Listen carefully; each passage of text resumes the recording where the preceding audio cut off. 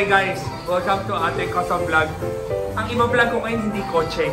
Nandito ngayon sa building ng kaibigan ko. So, sa mga nanay na may mga bata na gusto nyo iwan para magkaroon kayo ng privacy, mag-asawa ng oras, or talagang gusto nyo lang ipasyal yung mga maliliit yung bata. Ako malalaki na yung anak ko kaya hindi na ako bagay dito. Pero pwede ko na iwan yung anak ko dito para may privacy kami ng asawa ko. Pero anyway guys, nandito kami ngayon sa Playtown. Nasa West Avenue kung taga Quezon City ka at ayaw mo sa mall. Di ba pag sa mall ka, parang pinaproblema mo lagi parking. Ito sa West Avenue ka na talaga, kapitbahay ko lang. So, kung hindi nyo alam kung saan, kung alam nyo ating customs, pwede nyo lakarin to. Katabi nyo to, Mr. Kebab. So, nandito tayo sa Playtown. 4th floor siya. Kung gusto nyo makita yung loob, tara. Kung excited na kayo lalamang para sa mga chikiting nyo, tara, silipin natin yung loob. Kaso hindi ko lang pwede lakas ang boses ko dahil may ibang tao. Okay guys, first ang gagawin mo dito. Pagka pumasok ka dito, meron siyang ano ba tawag dito? Counter, lobby o ano. So dito mo, may reception. So, buti na may nagtuturo sa akin. So dito sa reception, unang-una, itong bagong lugar to, ang charge lang nila 500 per kids the whole day na. Promo lang nila, pero I think sa October, end of October o November, alam niyo ba? Magiging 650 na. Pero sa mga first ilang clients sila, 500 muna. So pwede mo iwan yung bata from tanghali, balikan mo ng hapon. So ikutin ko kayo ano mang meron siya. So una-una, tatanggalin pa na natin sapatos natin. So itong sapatos na to, may locker to. Ako sa ibabaw na ako dahil hindi ako nagbayad. So, kunyari ka, ito yung unang lugar niya. So, kunyari mayroong party, may private party kayo. May ikot kayo doon sa pinakamalaki, pero dito man sa maliit.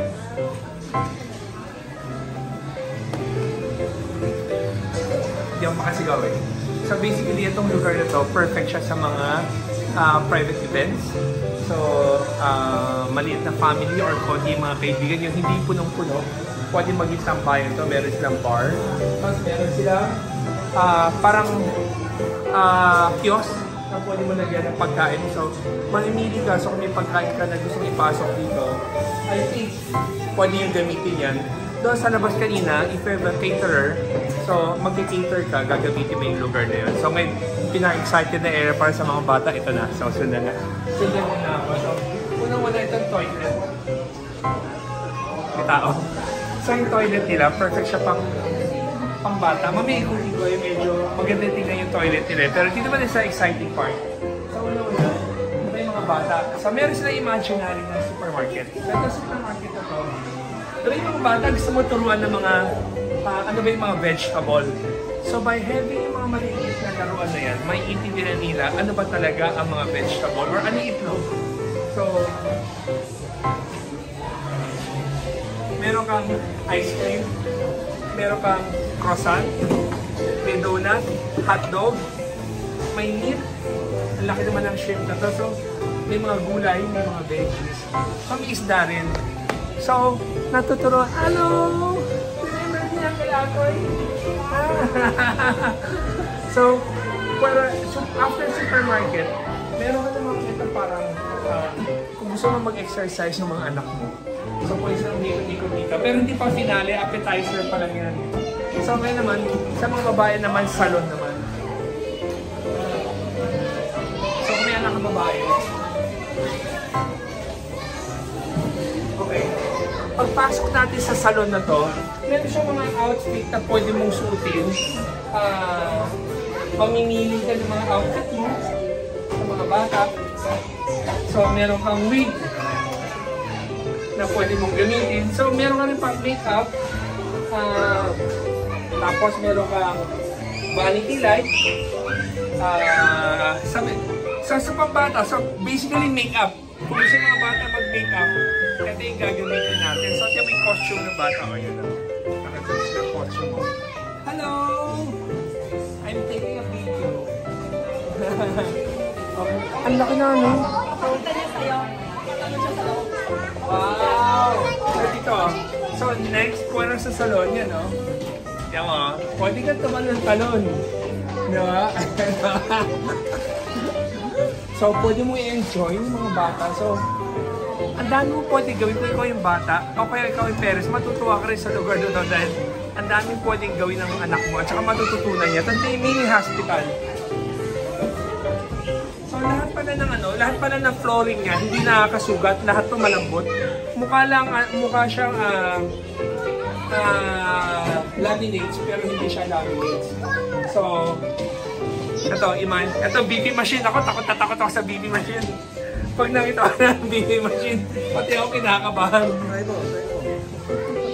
Ayoko ng BB machine. Takot ako dyan. Yan din siyang fire station. Yung fire station ito, imaginary.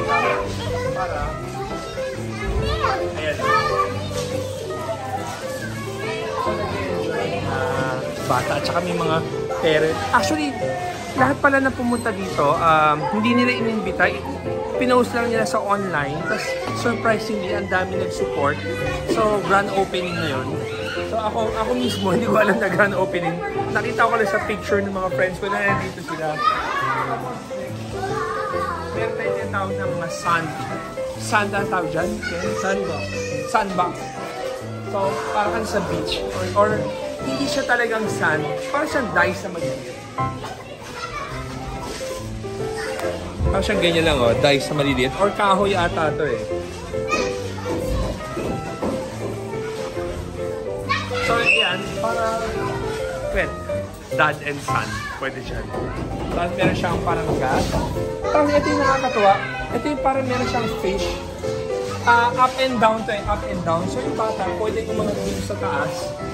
Pag angat yung bata sa taas, gagamitin nila yung pang fish nila na may magnet para hulihin yung mga yun, no? Katulad yan, no? Pero yung ilalim na merong net, para yung bata, pag malaglag doon sa butas, from dito sa butas na to, hindi siya malalaglag hanggang sahig. Yung sasalo na net. Mas malakas boses sa mga bata kaya sa akin.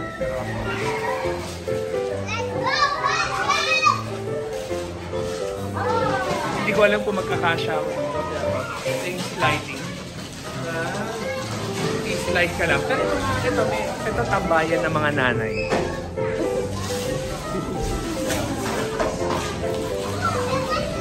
Pwede kaya mag-pull-ups dito. Hindi ako mag-aak. So, ito na yung ito na yung...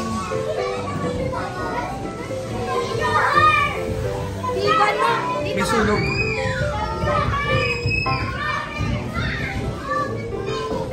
So, ito na yung ito na yung sali. Ito yung tipong kung may makukulit kang bata, tapod mo lang dyan. Kaya mo na sila dyan. Kaya yung slide, Hindi ko alam kung kaya ako dyan. Ito muna. Ito, interactive pala ito.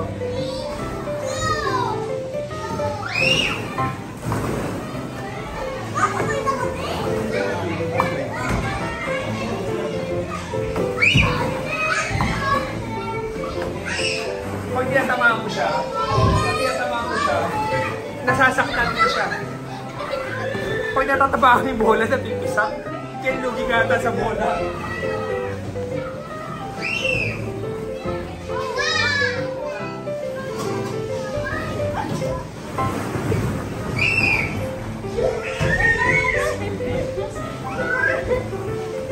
Matibay ba ito?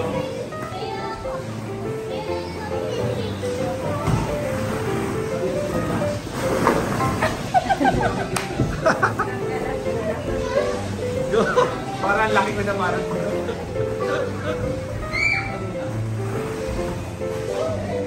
tapos, pero doon, Ken, ikaw naman explain ano meron din sa ilalim. By the way, siya pala si Ken, siya yung kaibigan ko na may-ari ito. Pinupunta ko lang yung mga malalaking katawan ko na dito. Yan o. Obstacle course.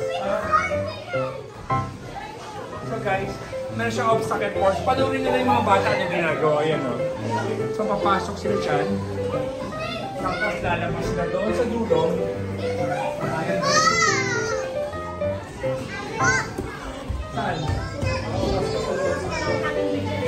Ito, hanging bridge.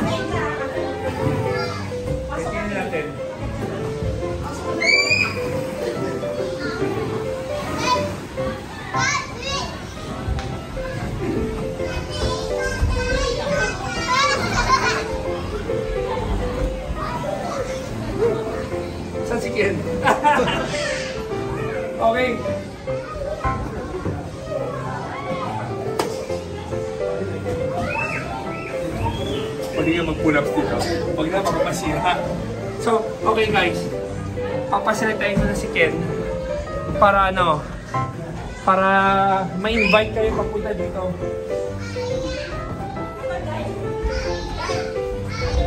Ha? Hindi, si Ken na papasilitahin ko.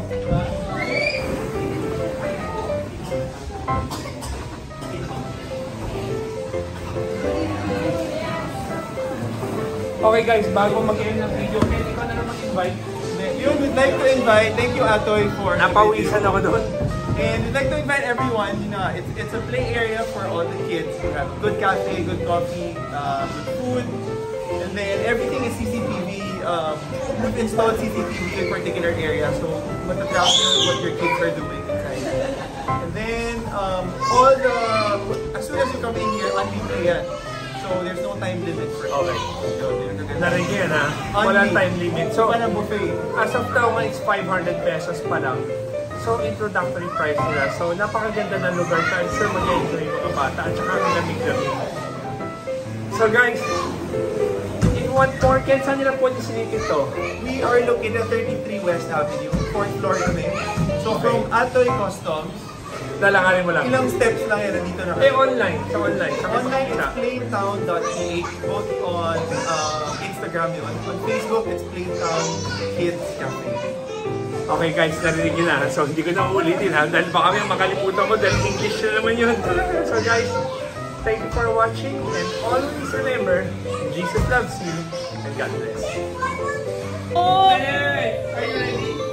Okay, 1, 2, 3, go!